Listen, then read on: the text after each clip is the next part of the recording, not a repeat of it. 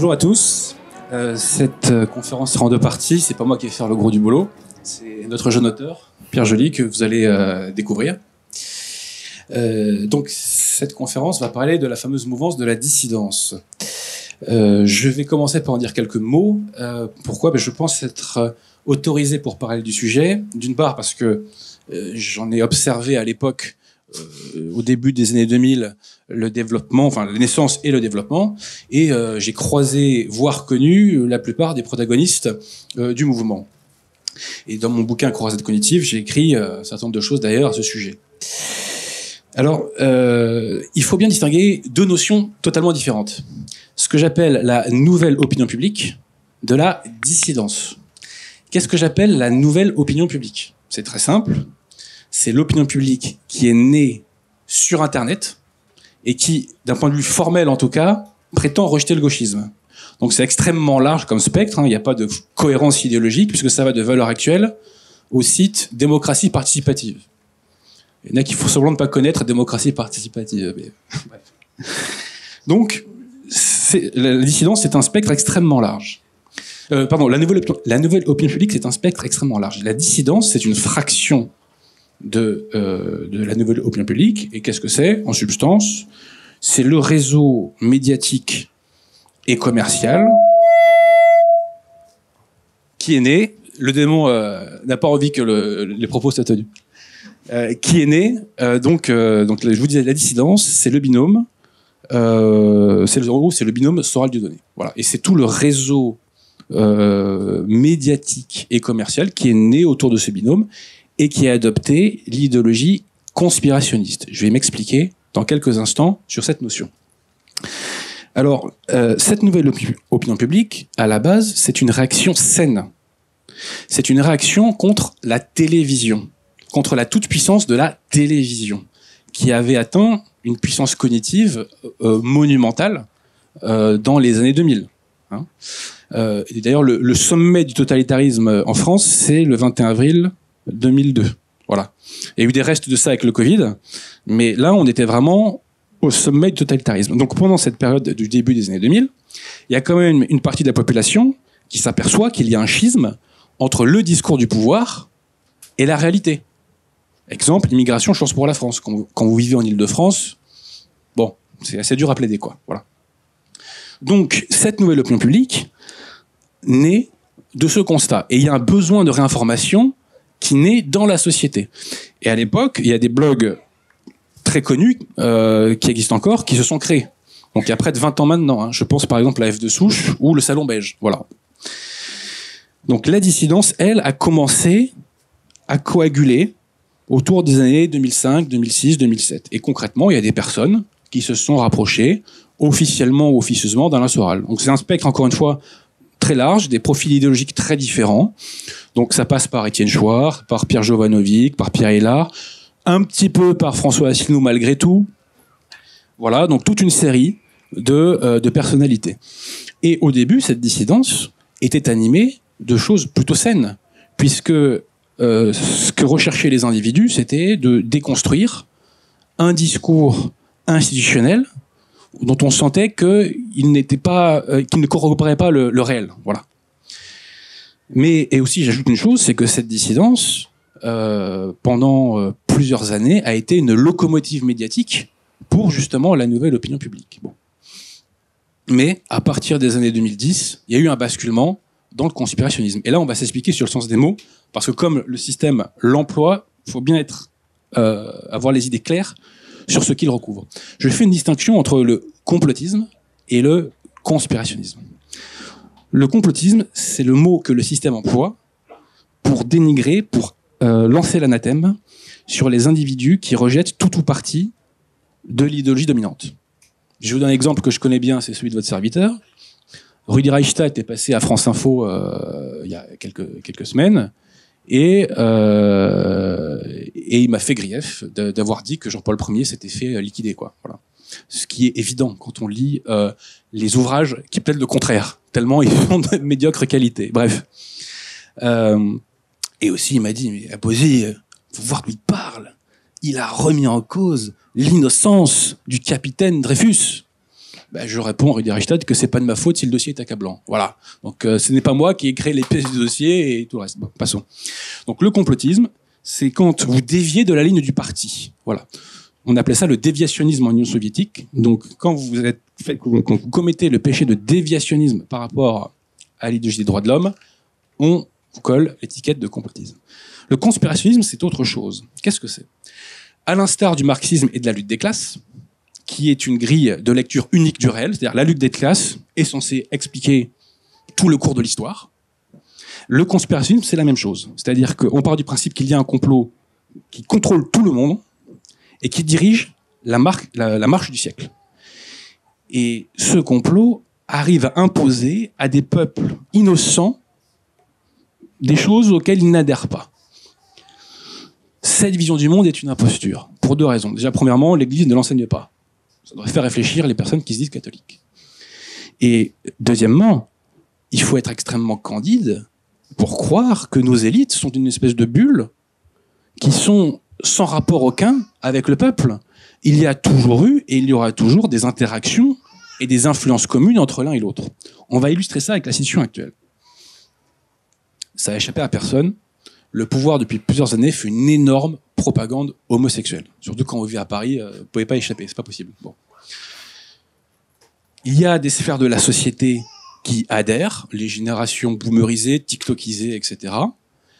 Et il y a des secteurs de la société qui n'y adhèrent pas. Les catholiques, on va dire les catholicisants, pour être poli, et dans une certaine mesure aussi, la jeunesse de banlieue. Bon. Voilà.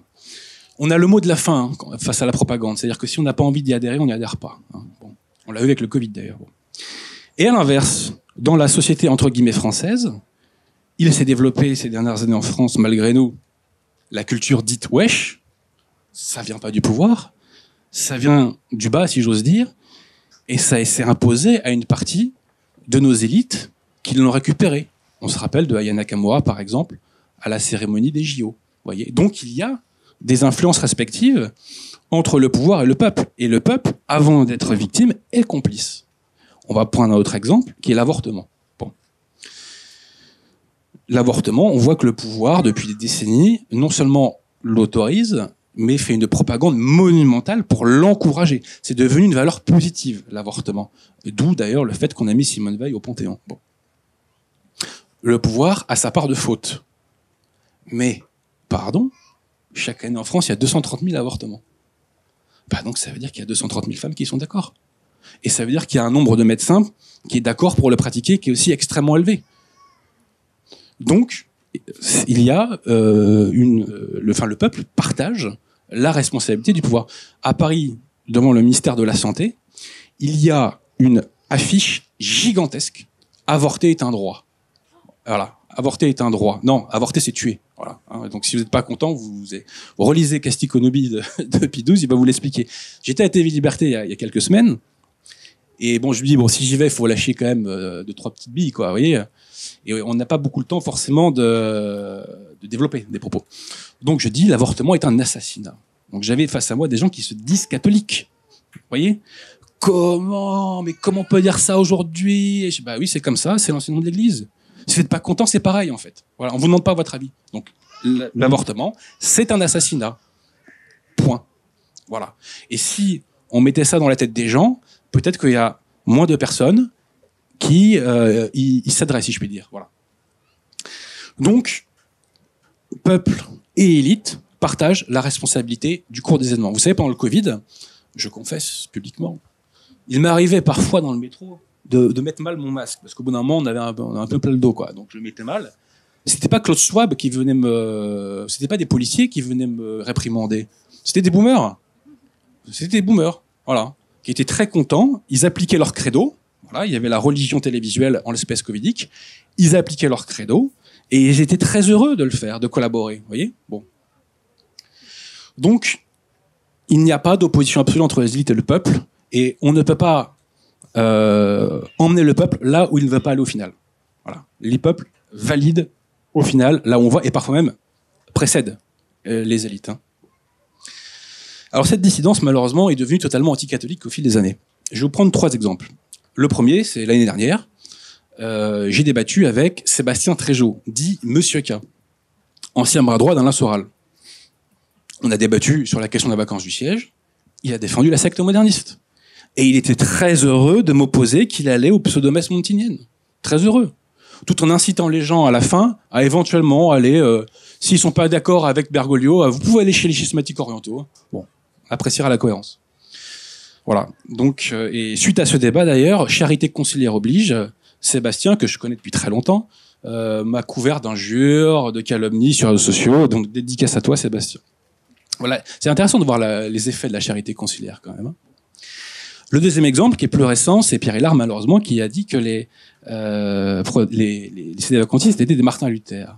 Je pose ceci. Martin Luther a créé une fausse religion pour justifier son éloignement de la papauté. Ça vous rappelle rien, ça? C'est exactement ce que fait la Fraternité Saint-Pédis. Ils ont inventé une fausse religion pour justifier une cohabitation avec le modernisme. Voilà. Poursuivons. Martin Luther n'a pas dit « Léon X n'est pas pape.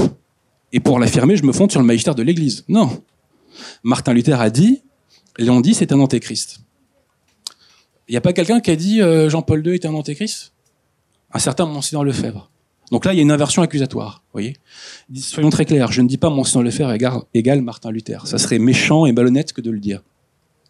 Mais qu'il me soit permis d'observer qu'à partir de la fin des années 70, Monseigneur Lefebvre a cessé de professer publiquement la foi catholique et qu'il a contribué à créer une fausse religion qui prospère à la Fraternité Saint-Pédis depuis maintenant des décennies. Voilà. Enseigne-t-on la foi catholique à la Fraternité Saint-Pédis? Non. Et je mets au défi qui que ce soit de me prouver le contraire. Voilà. Le troisième exemple, c'est celui que Pierre Joly étaye le long de ses pages, c'est Alain Soral, qui, au-delà de l'erreur doctrinale, parce qu'on vit dans un monde où l'erreur est de toute façon partout, donc de ce point de vue-là, Soral, à certains égards, n'est pas pire qu'un autre. Mais à l'erreur, il ajoute le blasphème. Et ça, c'est vraiment moi ce que j'ai découvert en lisant le bouquin de Pierre Joly, c'est la dimension blasphématoire, voilà, invraisemblable. C'est-à-dire que c'est bien de dénoncer les blasphèmes du Talmud, mais si c'est pour derrière blasphémer soi-même, je vois pas trop l'intérêt, en fait. Voilà. Alors, ceci étant, il faut être intellectuellement honnête, c'est qu'il y a beaucoup de gens qui ont commencé à cheminer au sein de la dissidence, qui sont affranchis de ces erreurs et qui sont devenus catholiques. Voilà, j'en connais personnellement, et donc c'est un phénomène qui a existé. Mais sur le fond, ça ne justifie rien.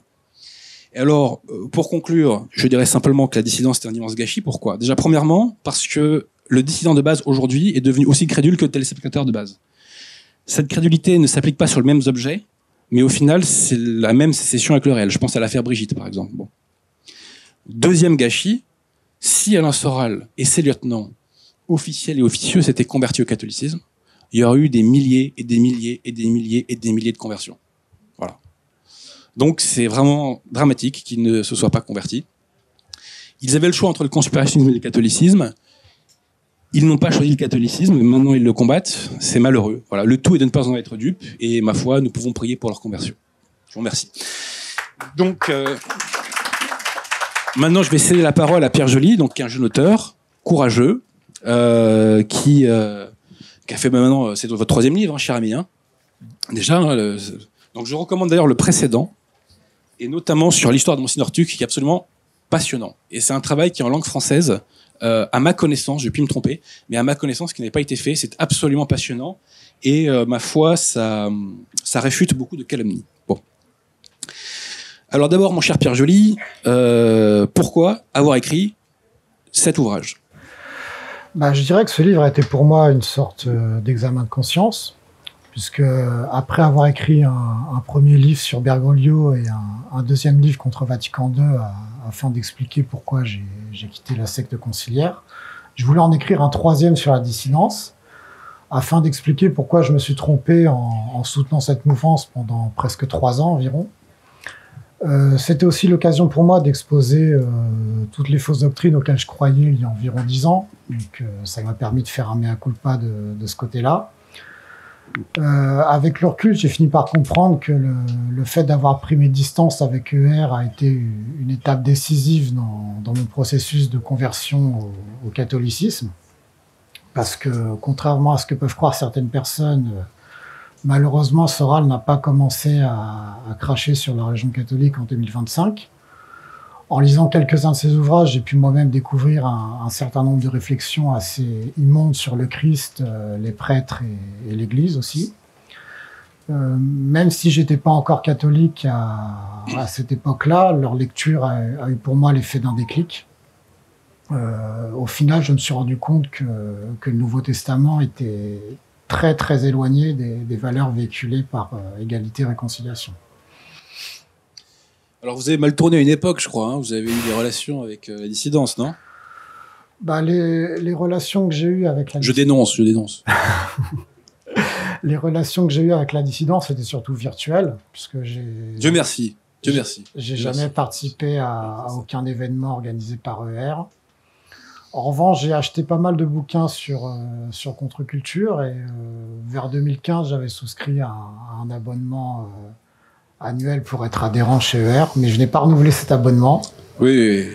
En tout cas, depuis environ 8-9 ans, je n'adhère plus du tout à la ligne de ER.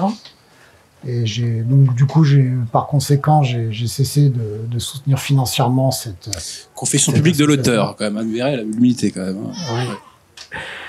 Et je crois d'ailleurs que le fait de ne pas trop m'impliquer dans le militantisme au sein de cette mouvance, ça m'a permis de découvrir un autre univers, celui du catholicisme, que j'avais laissé tomber pendant pas mal d'années. Donc c'était pas plus mal, quoi. Alors allons au fond du sujet. Pourquoi il n'y a pas d'alliance possible entre le catholicisme et la dissidence? Le problème avec ER, c'est qu'en fait, cette association a toujours présenté une version erronée du catholicisme. Certaines personnes qui appartiennent à cette mouvance se réclament de cette religion uniquement par hostilité vis-à-vis du judaïsme, mais sans forcément chercher à comprendre sa morale, ses dogmes ou sa doctrine. Pour moi, le but de la dissidence, en fait, c'est pas de servir le Christ, mais de se servir du Christ. Pour être plus précis, en fait, pour les dissidents, l'évangile n'est qu'un moyen qu'ils utilisent dans le but de séduire les catholiques afin de les convertir à une autre religion qui est en fait un mélange hybride entre le socialisme, l'anarchisme, le nationalisme, l'islam, le paganisme. En fait, au fond, dans leur esprit, l'impression que ça donne, c'est que le Christ est secondaire, pour ne pas dire un point de détail.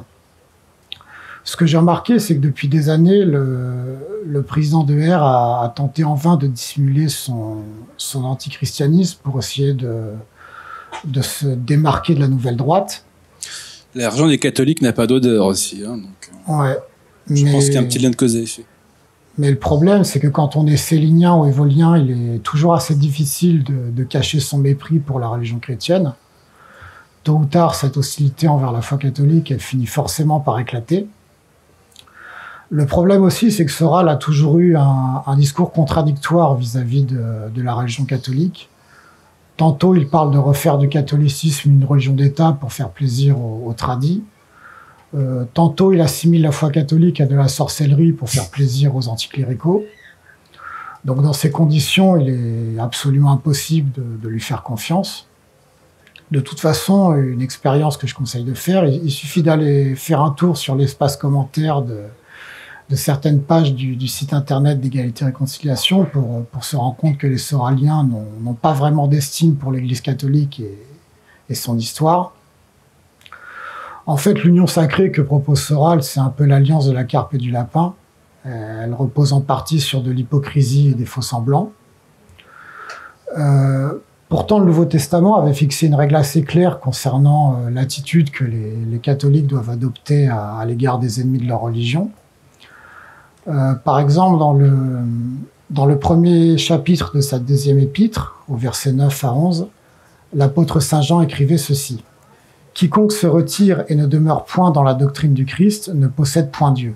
Quiconque demeure dans sa doctrine, celui-là possède le Père et le Fils. Si quelqu'un vient à vous et n'apporte point cette doctrine, ne le recevez pas dans votre maison, ne lui dites même pas salut, car celui qui lui dit salut communique à ses œuvres mauvaises. » Et dans le troisième chapitre de son épître... C'est rigide, hein, comme dirait l'autre. Hein. Au verset 10 à 11, saint Paul enseignait également « Évite un homme hérétique, après un premier et un second avertissement, sachant qu'un tel homme est perverti et qu'il pêche, étant condamné par son propre jugement. Donc, à mon humble avis, si cette règle avait été davantage mise en pratique, les catholiques ne seraient pas dans la situation d'impuissance politique qu'ils connaissent aujourd'hui.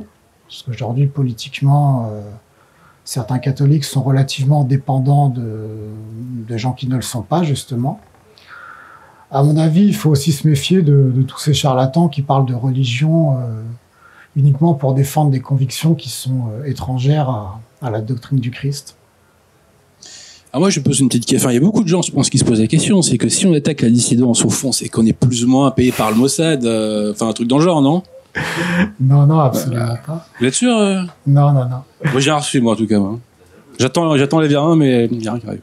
Bah, c'est vrai que il y a environ 15 ans, Dieudonné dénonçait, et à juste titre, il dénonçait cela, ce qu'il appelait à l'époque le chantage à l'antisémitisme. Ce qui est une réalité. Oui. Malheureusement, avec la dissidence, on est un peu passé du chantage à l'antisémitisme au chantage à la judéité. Aujourd'hui, le moindre désaccord avec n'importe quel point de la doctrine soralienne est systématiquement assimilé à une allégeance indirecte à la communauté juive. Ce que je remarque, c'est que Louis-Ferdinand Céline utilisait déjà le même procédé pour discréditer ses ennemis. En fait, la stratégie de certains antisémites est assez simple en réalité.